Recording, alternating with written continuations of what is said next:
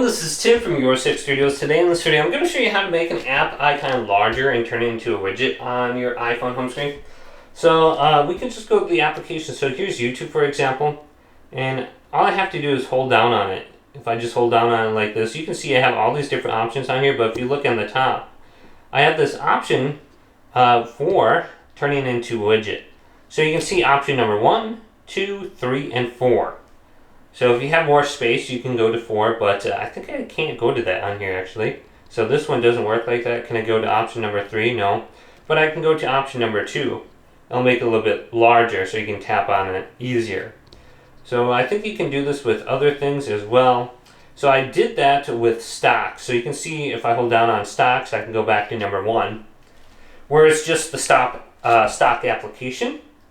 Then I can turn it into a widget, hold down on this, and let's go to option number 4 if I have the option. And this one does support the option. So we can take a moment just to look at all the different stocks here. Google is down.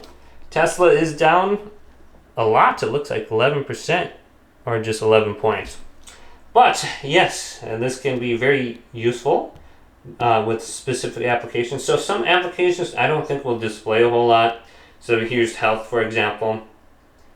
Doesn't really say a whole lot, so could be helpful for you, and some applications might not support all those different options, so you can just look at the ones that do. So here's email, for example. Does this one? Yeah, so there's an option for this. I think it only goes up to option number 2, but look at this. It's very easy. Now if you want to make the applications a little bit bigger too, you can just hold down on open space and go to edit right here, and then go to customize, and there is an option right here if you press this to make it a little bit bigger or smaller.